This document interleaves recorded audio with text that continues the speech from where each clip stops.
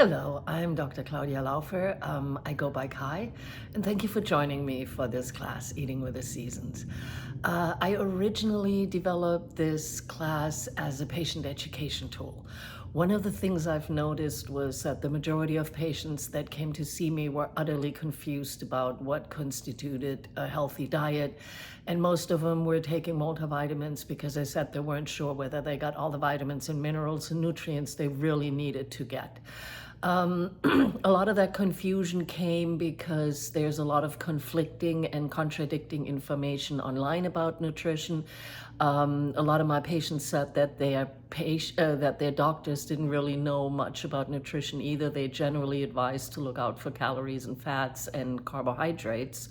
But one of the biggest problems patients noted was that the labels are inadequate. The labels don't give you the full nutrient content. It basically has like 3 or 4 little like vitamin C and potassium, I think, listed on their iron, but it doesn't give you the full nutrient profile in terms of vitamins and minerals. So my patients said they really had no clue what they were eating and whether it really was enough.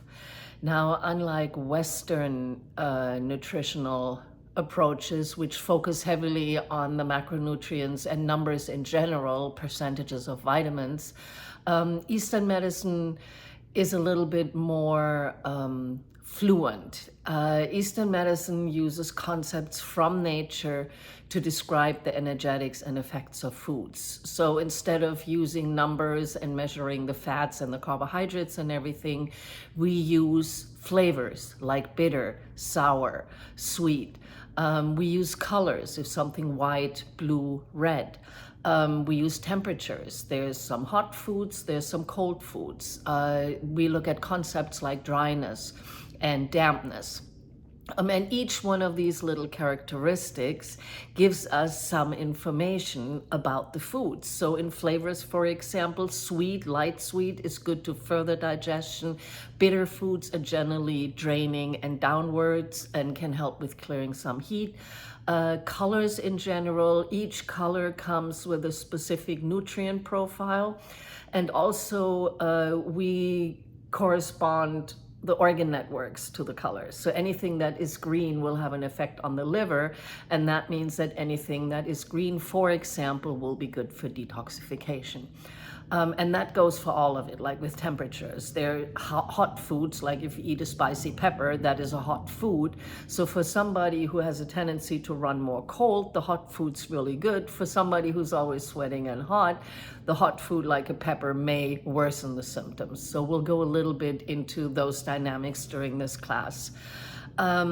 What I'm trying to achieve with this course is to give you a basic understanding of the principles of Eastern nutritional understanding.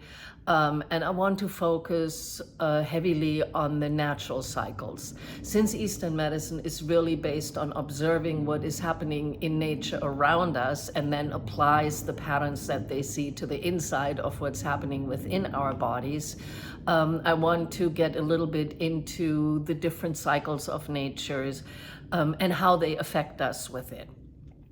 So that's why this one is called Eating with the Seasons, because the 4 seasons is probably one of the most basic cycles of nature that everybody is familiar with.